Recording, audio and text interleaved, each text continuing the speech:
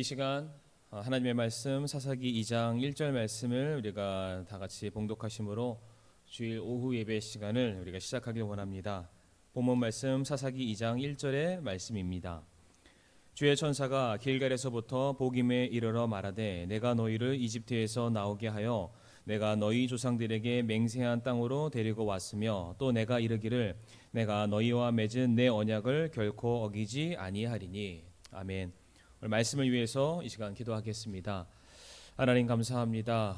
또 이 시간 우리들에게 허락하여 주신 복된 또 주님의 날 귀한 예배의 시간을 인하여 감사를 드리옵니다. 참 저희들 이 죄악 많은 세상 속에서 주의 약속의 말씀, 생명의 말씀, 소망의 말씀 가지고 우리가 하루하루 승리하며 살아나가기를 원합니다. 오늘도 이 시간 우리들에게 말씀하여 주시고 우리가 그 말씀을 우리들의 심령 깊은 곳에 우리가 새기며 순종할 수 있는 하나님 복된 시간 될 수 있도록 인도하여 주시옵소서. 예수님의 이름으로 기도를 드리옵니다. 아멘. 오늘은 사사기 2장 1절의 말씀을 통해서 길갈의 교훈이라는 제목으로 함께 말씀을 나누길 원합니다. 우리는 지난 시간에 이스라엘이 하나님의 명령을 어기고 가나안 거주민들을 다 쫓아내지 못했던 그 이유에 대해서 우리가 말씀을 통해서 살펴보게 되었습니다. 그것은 다름 아니라 우리가 겉으로는 하나님을 사랑한다라고 우리가 고백을 하지만 실상은 우리가 세상을 포기하지 못하고 여전히 세상을 붙들고 살아가고 있는 우리의 거짓된 신앙의 모습을 성경이 우리들에게 가르쳐 주었던 것입니다. 제가 그 말씀을 드리면서 덧붙여서 드렸던 말씀이 무엇이었냐면 왜 하나님께서는 이스라엘 보고 가나안을 점령하라고 명령을 하셨을까? 분명히 하나님께서 그들에게 이미 약속으로 주신 그 땅이었음에도 불구하고 왜 그곳에 들어가서 전쟁을 해야 하며 왜 또 그 땅을 차지를 해야만 하는 것인가? 세상이 힘으로 여기는 그런 강력한 것들, 사람이 매력적으로 여겼던 모든 것들이 결국 하나님의 심판과 주권 앞에 먼지처럼 사라져 버리게 되는 그런 무의미한 것이다.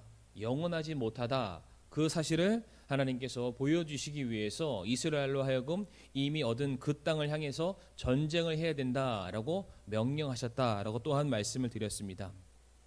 그리고 더불어 하나님의 명령에 불순종하여서 우리 하나님의 백성들이 세상을 붙들게 되었을 때에 그 세상의 문물들이 오히려 이스라엘 하나님의 백성들의 자유를 올가매는 올무가 될 것이고 또한 옆구리의 가시가 될 것이다 라는 것을 또한 경고의 말씀을 드리게 되었습니다.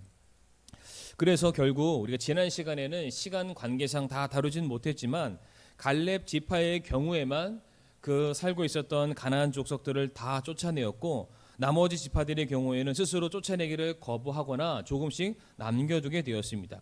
그러는 와중에 사사기 1장 34절부터의 말씀 보게 되면은 단지파의 경우에는 거기에 살고 있었던 가나안 족속이었던 아모리 족속에게 오히려 거꾸로 쫓겨남을 당하기까지 하는 그런 수치스러운 모습이 성경에 기록되어 있습니다.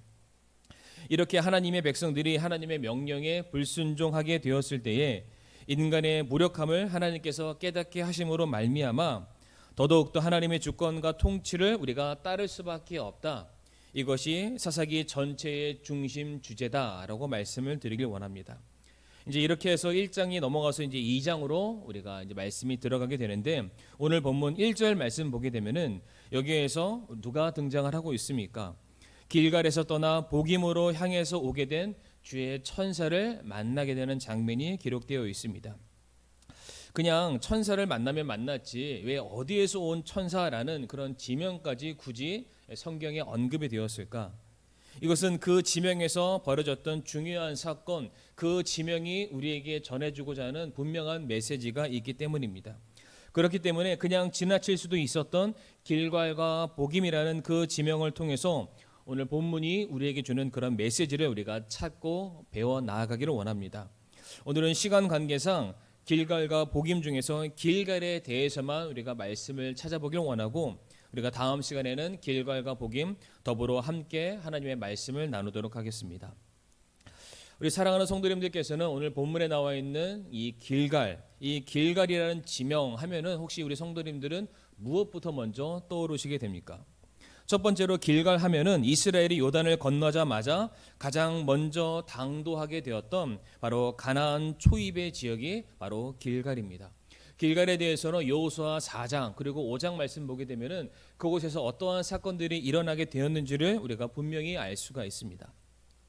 이스라엘이 요단을 건너게 되는 그런 사건들을 보게 되면은 이제 이스라엘이 요단을 건너게 되었을 때에 제사장들이 메고 있었던 언약궤가 계속해서 요단강 한 가운데 서 있게 됩니다. 언약궤가 요단의 그 강 가운데 있는 동안은 요단의 그 물이 이스라엘 백성들을 범하지 못하게 되었습니다. 그렇게 모든 이스라엘 백성들이 요단을 건너고 맨 마지막으로 제사장들과 언약궤가 요단에서 올라오게 되었을 때에 요단강 물이 다시 원래의 그 모습대로 넘쳐 흐르게 되었습니다. 이와 같이 이스라엘이 요단을 건너게 된 모든 것들이 순전히 하나님의 언약궤, 즉 하나님의 역사하심에 의해서 일어난 그 사실을 잊지 말라는 그 취지에서 하나님께서는 요단을 건넜을 때 너희들의 그 한복판에 있었던 돌 12개를 취해서 단을 세워서 나를 기념하라 라고 명령을 하시게 되었습니다. 어째서 그 돌로 단을 세우라고 명령하신 것입니까? 이스라엘의 이 가나안 입성은 그들의 힘에 의해서 얻어진 것이 아니라 순전히 하나님의 언약, 하나님의 일하심, 하나님의 능력으로 말미암아 이루어지게 된 그 사실을 너희들이 잊지 말고 날마다 기념하라는 그 취지에서 하나님은 굳이 요단강 한복판에 있었던 그 돌을 취해서 단을 쌓아 예배를 드리는 기념하는 삶을 살게 명령하셨던 것입니다. 바로 그 돌단이 세워졌던 곳이 길갈이었습니다. 이 말씀에 대해서 우리가 한번 찾아서 읽어보길 원하는데요. 여호수아 4장 20절에서 24절의 말씀입니다. 여호수아 4장 20절에서 24절 말씀. 여호수아가 그들이 요르단에서 취한 그 12개의 돌을 길갈에 세우고 이스라엘 자손에게 말하여 이르되 이후에 너희 자손들이 자기 아버지들에게 물어 이르되 이 돌들은 무엇을 뜻하나이까 하거든 너희는 너희 자손들에게 알려주며 이르기를 이스라엘이 마른 땅을 밟고 이 요르단을 지나갔느니라. 주 너희 하나님께서 우리가 지나갈 때까지 홍해를 우리 앞에서 마르게 하신 것 같이 주 너희 하나님께서 너희가 건널 때까지 요르단의 물들을 너희 앞에서 마르게 하셨나니 이것은 주의 손이 강력함을 땅의 모든 백성들이 알게 하려 하심이며 또한 너희가 주 너희 하나님을 영원토록 두려워하게 하려 하심이라 하라 하니라.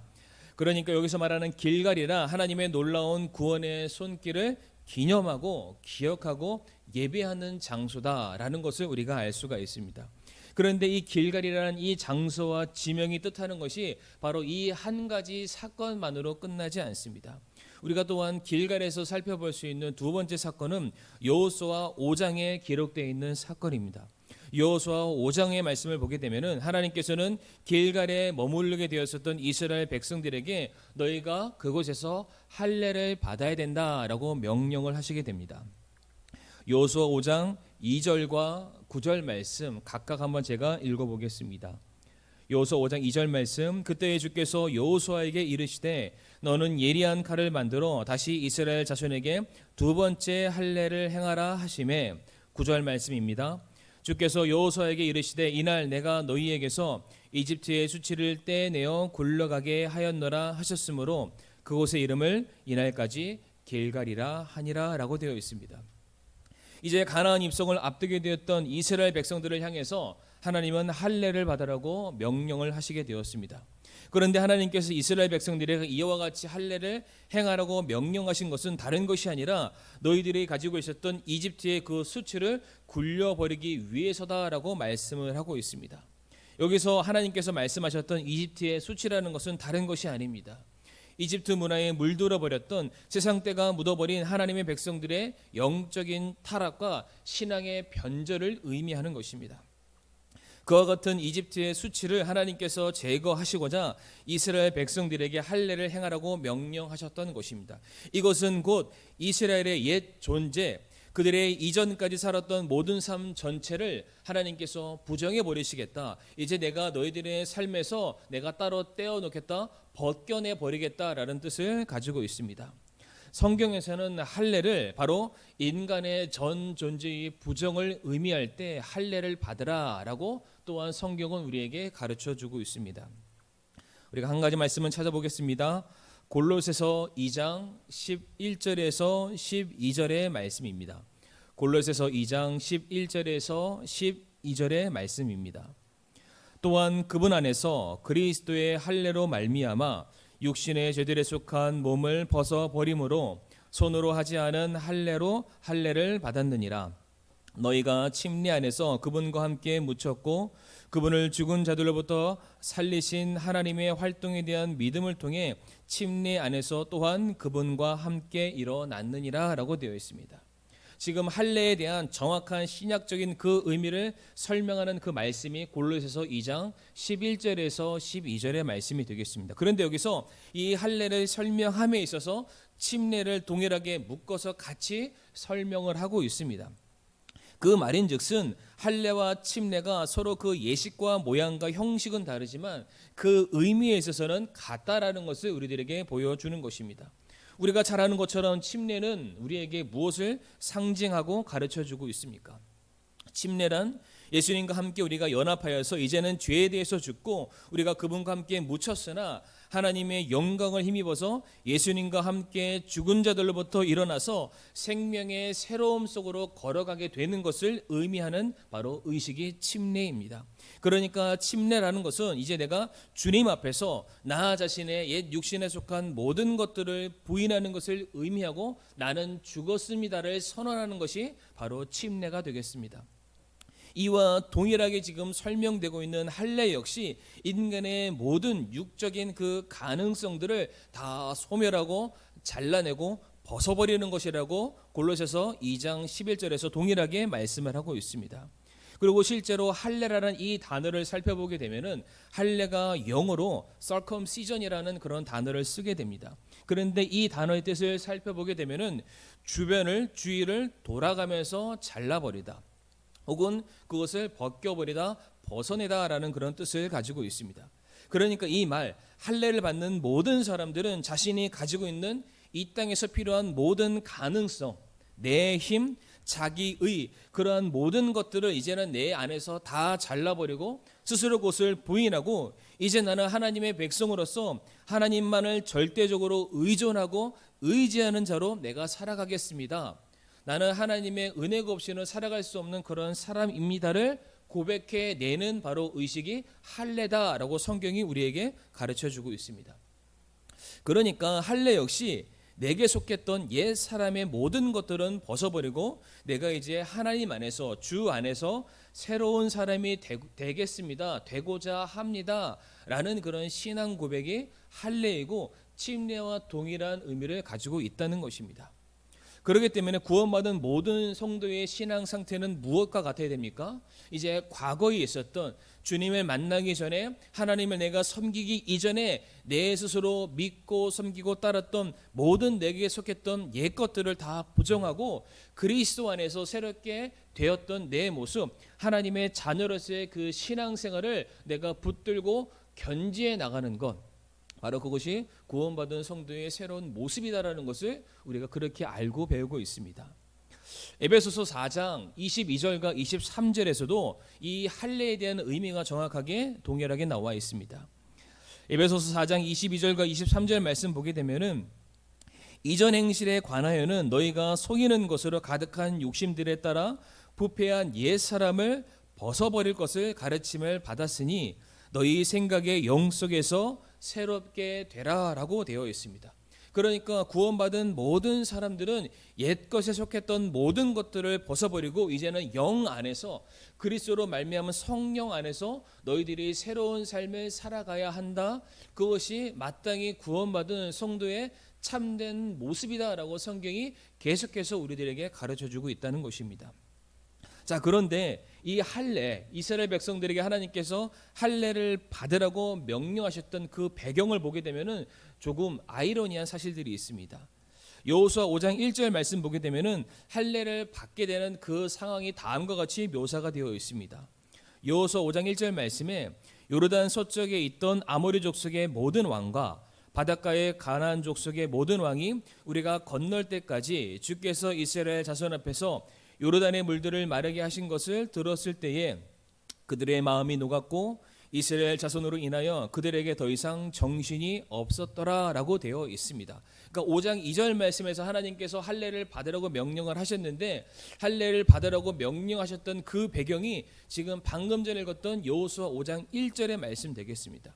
즉 지금 가나안 족속들의 모든 왕들은 요단을 건너오게 되었던 이스라엘의 소문을 듣게 되었습니다. 조금 더 정확하게 설명을 드리자면은 이스라엘과 함께 하시는 하나님에 대한 소문을 듣고 그들의 마음이 녹았고 그들이 정신을 잃어버리게 되었다라고 가르치고 있습니다. 그러니까 전쟁을 아는 사람이라면, 병법을 아는 사람이라면은 바로 이때가 전면전 전쟁을 펼쳐야 될 저러한 기회라는 것을 누구나 명확하게 알 것입니다. 그런데 하나님께서는 갑자기 바로 그와 같은 상황 가운데 전쟁을 할 수 있는 이스라엘 모든 남자 전체를 향해서 너희가 이 시간에 다른 것을 할 것이 아니라 할례를 받으라 라고 명령을 하셨던 것입니다. 성도님들도 잘 알다시피 할례를 받게 되면은 얼마간의 전투력을 상실하게 됩니다. 힘을 낼 수가 없습니다. 전쟁에 참여할 수가 없게 되는 것입니다. 만약 할례를 받는 그 상황에서 가나안의 어떠한 족속이 쳐들어오게 되면은 이스라엘 백성들은 그 자리에서 몰살을 당할 수밖에 없는 처지에 임하게 된 것입니다. 그런데 왜 지금 적의 땅에 들어와서 전열을 정비하여서 전투 태세를 갖추게 하지는 못할 만정 할례를 받음으로 말미암아 왜 하나님께서는 지금 이스라엘의 전투력을 제로로 만드신 이유가 어디에 있겠습니까? 여기서 우리가 알 수 있는 것은 하나님의 목적은 단순히 전쟁에서 이기는 것이 아니라는 것을 우리가 알 수가 있습니다. 만약 그것이 목적이었다면, 그것이 하나님의 계획과 뜻이었다면 지금 이스라엘로 하여금 하나님께서는 할례를 받을 그런 틈도 없이 요단을 건너는 즉시 이미 사기가 꺾여져 있는 그 가나안 족속들과의 전쟁을 돌입하도록 명령하시는 것이 아마 맞았을 것입니다. 그러나 하나님께서 원하셨던 것이 무엇이겠습니까? 지금 앞으로 이스라엘 백성들이 치러야 될 그 전쟁은 그들의 힘과 그들의 손에 의해서 달린 것이 아니라 그 모든 전쟁은 하나님께 속한 전쟁이며 하나님께서 이 세상을 하나님의 방법과 하나님의 능력으로 어떻게 이기는지를 보여주고 가르쳐 주시기를 원했다는 사실입니다. 제가 지난 시간에도 이와 동일한 말씀을 드렸습니다. 왜 하나님께서 이미 주시겠다고 약속한 그 땅을 왜 굳이 다시금 전쟁을 치러가면서 차지하도록 하나님께서 명령을 하신 것일까? 이미 그 땅은 이스라엘의 것이지만 그들이 전쟁을 치르는 과정 속에서 하나님의 약속, 하나님의 말씀들이 성취되는 것을 바라봄으로써 이스라엘 백성들이 하나님을 더욱더 철저히 신뢰하고 의지하게 만들기를 원하셨던 것입니다. 또한 세상에 정말로 강력하고 크고 능력이 많은 줄 알았지만은 하나님 앞에서는 그들이 정말로 별것이 아니었구나, 그것을 확인하고 깨닫는 그 과정을 하나님께서 허락하시기 위해서 너희가 이미 주어진 땅이지만은 전쟁을 해서 정복해야 된다라는 것을 하나님께서 그들에게 명령하시게 되었던 것입니다. 바로 지금 이 길갈에서 벌어지게 되는 이 할례 사건 역시 하나님께서 이스라엘 백성들에게 너희가 힘이 없는 그때에 내가 너희의 능력이 된다라는 그 사실을 가르치시기 위해서 하나님께서는 이스라엘 백성들로 하여금 이 길갈이라는 곳에서 할례를 받으라라고 명령하시게 된 것입니다. 그러니까 길갈은 어떠한 곳입니까?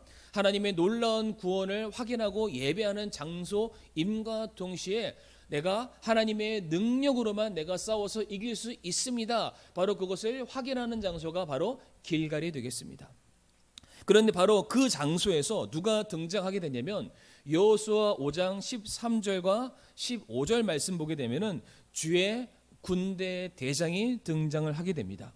그러니까 이스라엘 백성들이 가나안에 들어가서 하나님을 기념하고 예배하는 돌단을 쌓아 제사를 드리고 그 자리에서 할례를 행하게 되었을 때 하나님의 말씀에 순종해 가는 과정이 있을 때에 바로 그때에 주의 군대 대장이 나타나게 된 것입니다. 바로 그때에 주의 군대 대장이 여호수아에게 무엇이라고 말을 하게 됩니까?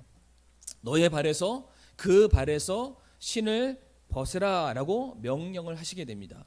여호수아 5장 15절 말씀에 주의 군대의 대장이 여호수아에게 이르되 내가 손 것은 거룩하니 내 발에서 신을 벗으라 하매 여호수아가 그대로 행하니라라고 되어 있습니다. 우리 성도님들도 아시겠지만 신을 벗는다는 행위는 그 뜻이 무엇을 내포하고 있습니까? 나는 당신의 종입니다라는 뜻을 담고 있습니다. 모세가 호렙산의 그 떨기나무 가운데 임재했던 하나님의 영광 앞에서도 모세는 신발을 벗었습니다. 그때에도 하나님께서 모세에게 그의 발에서 신을 벗으라고 말씀하시면서 했던 말이 무엇이냐? 출애굽기 3장 5절 말씀에 내가 선 곳은 거룩한 땅이니 내 발에서 신을 벗으라 였습니다. 그러니까 지금 하나님께서는 무엇인가 거룩한 것과 거룩하지 못한 것을 지금 구분하고 있습니다. 공의로우신 분과 죄인, 창조물과 피조물, 주인과 종이라는 명확한 구분을 짓고 확인하기 위해서 하나님께서는 지금 모세로 하여금 그의 발에서 신을 벗으라고 명령하셨던 것처럼 지금 동일하게 여호수아를 향해서도 지금 너의 발에 신을 벗으라라고 명령을 하시게 된 것입니다.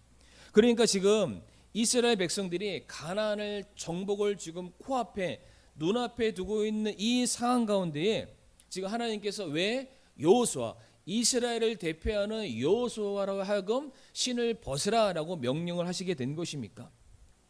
지금 그때 당시에 이스라엘 백성들이 가나안을 차지하는 것은 이미 명명백백하게 이루어진 사실이라 마찬가지입니다. 그리고 그들이 차지하게 된 가나안은 그때 당시 세계의 가장 최상위의 나라, 어쩌면은 세상을 대표하는 그런 나라다라고 우리가 볼 수가 있습니다. 즉 그때 당시에 가나안을 차지하는 그 사람들은 세상의 최고 우위의 권력을 차지하는 사람이라고 할 수가 있습니다. 그러니까 가나안을 차지하는 사람은 세상의 왕이다라고 우리가 이해할 수가 있는 것입니다.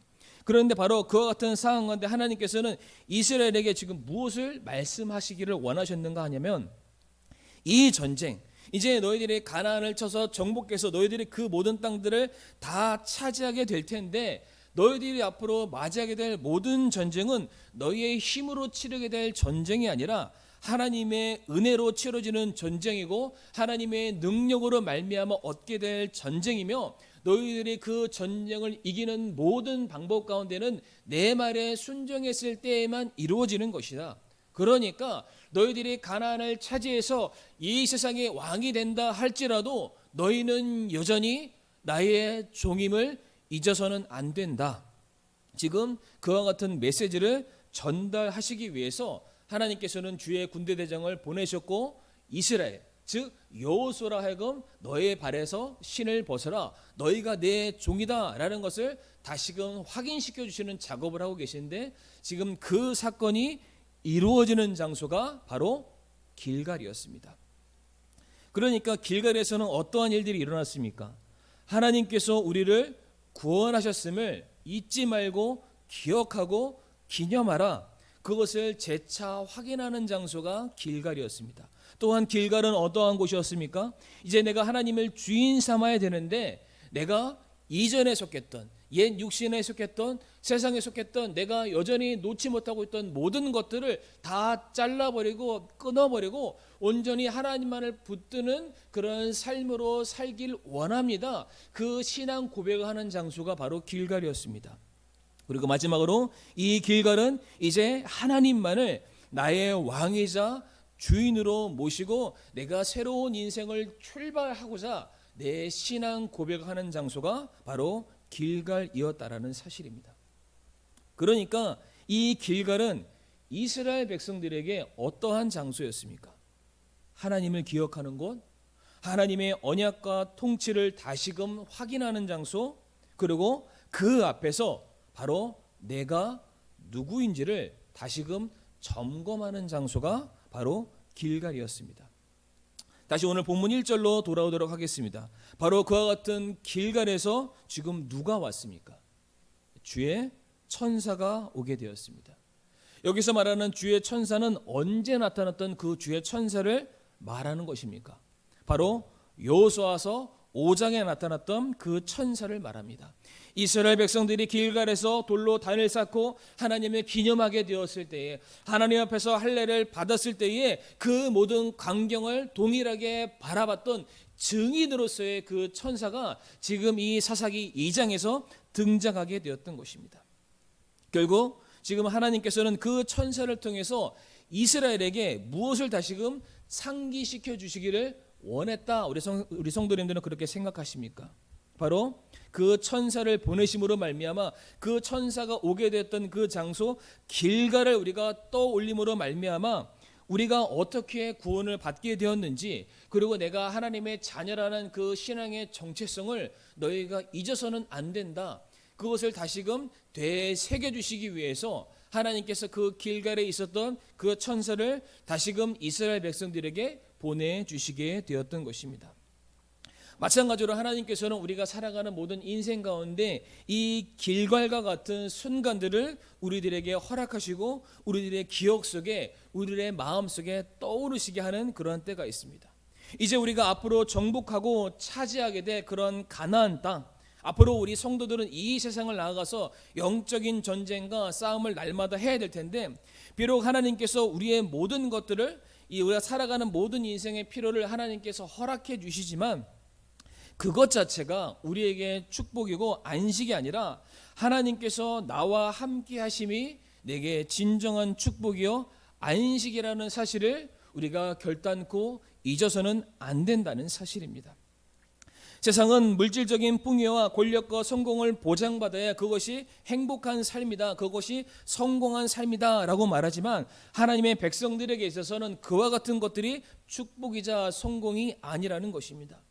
환경과 상황은 여전히 변함이 없다 할지라도 우리의 구원자 되시는 하나님이 우리와 함께 계시며 그분께서 우리의 왕이 되시고 우리의 구원자가 되시며 우리의 주인 되심이 성도들에게 있어서 그것이 힘이요 소망이요 확신이 되어야 됨을 다시금 확인시켜 주시기 위해서 하나님께서 길갈로부터 천사를 다시금 보내주셨다는 사실입니다. 우리가 이 말씀 하나 찾아서 함께 읽길 원하는데요, 요한일서 5장 4절에서 5절의 말씀입니다. 요한일서 5장 4절에서 5절 말씀. 이 말씀 보게 되면은 이 안에 길갈에서 있었던 그 모든 사건들이 지금 포함되어 있는 그런 말씀이라는 것을 우리가 확인할 수 있습니다. 요한일서 5장 4절에서 5절 말씀. 무엇이든지 하나님에게서 난 것은 세상을 이기느니라. 세상을 이기는 승리는 이것이니 곧 우리의 믿음이니라. 예수님께서 하나님의 아들이심을 믿는 자가 아니면 누가 세상을 이기는 자냐라고 되어 있습니다. 이 말씀 보게 되면은 하나님에게서 난 것은 세상을 이긴다라고 되어 있습니다.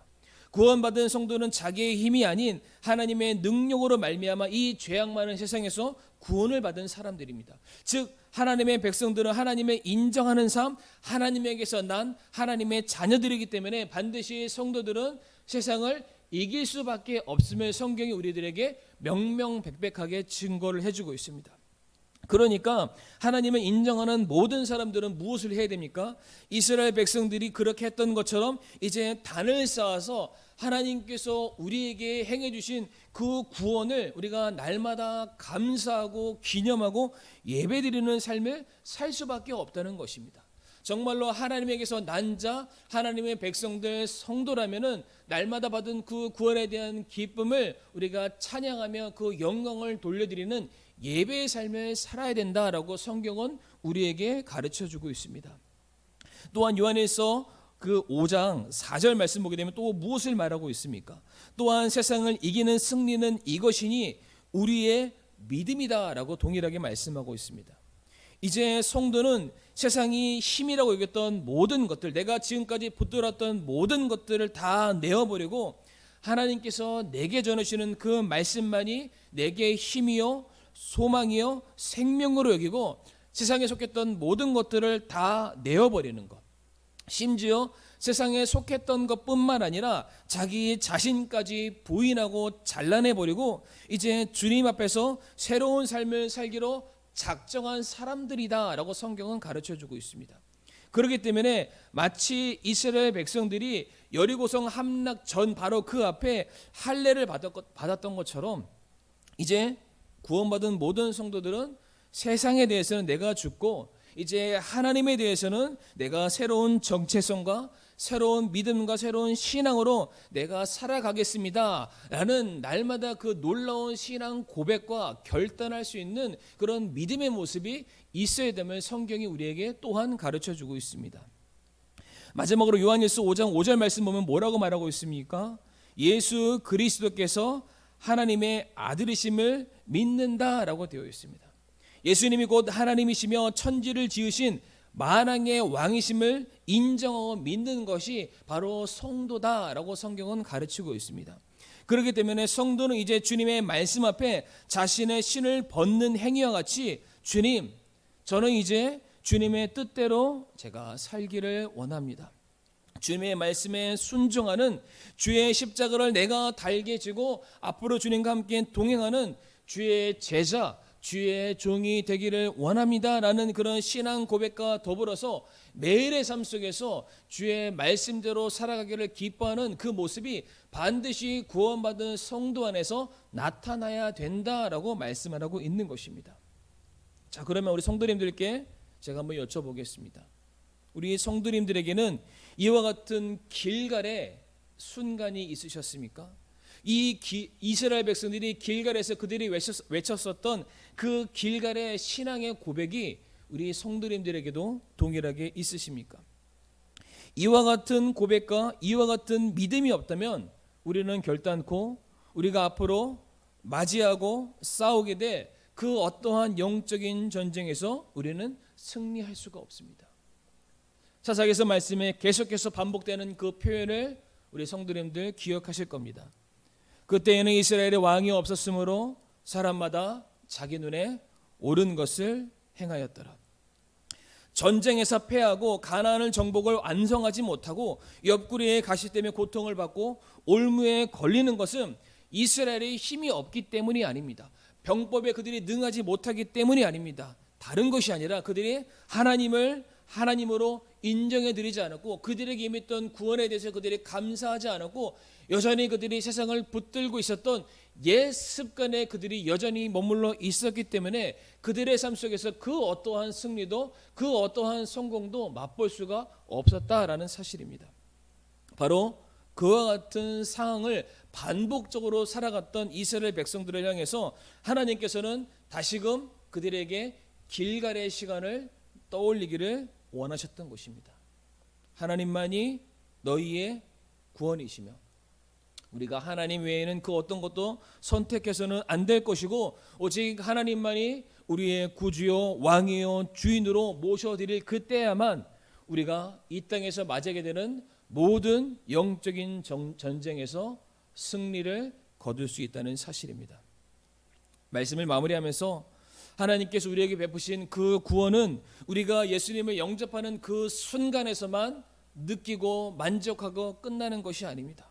날마다 우리에게 베푸신 그 구원에 우리가 감사를 드려야 되며 우리의 구원자 되신 그 하나님 우리가 날마다 예배를 드려야 되고 우리가 그분의 영광과 그분의 존귀하심과 그분의 놀라운 그 사역에 대해서 우리가 세상에 담대히 증거하고 선포할 수 있는 우리 믿음의 성도들이 되기를 간절히 원합니다. 그러므로 우리 사랑하는 성도님들, 이스라엘 백성들이 그 길갈에서 단을 쌓고 예배드렸던 그 삶에 집중하고 다시 돌아가길 원했던 그 사실, 하나님께서 바라시는 모습은 다른 것이 아니라 하나님만을 예배하는 예배자의 삶이라는 그 사실을 우리 성도님들 기억해 주시길 바랍니다. 더불어서 할례와 같이 이제는 우리가 세상 것들을 붙들고 살아가는 것이 아니라 온전히 주님만을 의지하기를 하나님께서 바라고 계시며 우리가 이 세상에서 왕처럼 살아가는 것이 아니라 하나님의 종으로서 살아갈 그때에 하나님께서는 그 성도를 왕같은 제사장으로 이 땅을 다스리고 통치하는 하나님의 위대한 일꾼으로 사용하실 것을 믿으시길 바라며 정말 우리가 영적인 전쟁에서 승리하는 방법은 다른 것이 아니다. 오늘 우리가 배웠던 이 길갈의 교훈을 날마다 마음속에 기억하시고 되새길 수 있는 우리 사랑하는 성도님들이 되시길 바라며 오후 말씀을 마치겠습니다. 이 시간 함께 회개기도 드리겠습니다. 하나님 감사합니다. 오늘 이 시간 우리들에게 주신 이 귀한 말씀에 인하여 감사를 드리며 길갈의 교훈, 하나님만이 우리의 구원이시며 우리가 하나님 외에 이 세상에 속했던 모든 것들은 다 잘라내 버릴 수 있는 그런 놀라운 신앙의 결단을 우리들에게 허락하여 주옵시고, 우리가 하나님만을 우리들의 인생의 왕이요 주인으로 섬길 수 있는 그런 순전한 믿음을 우리들에게 허락하여 주시옵소서. 한 주간 새로운 삶을 맞이하게 될 우리 모든 성도님들, 영적인 전쟁 가운데 우리가 주의 이름으로 날마다 승리할 수 있도록 도와주시옵소서. 특별히 광주 지역에 하나님 너무나도 이렇게 급속도로 하나님 확장하고 있는 우리 코로나19 바이러스로부터 우리 성도님들의 가정과 우리 또 직장과 모든 것들 하나님께서 안전하게 지켜줄 것을 믿사오며 모든 말씀 살아계신 예수님의 이름으로 기도를 드리옵니다. 아멘.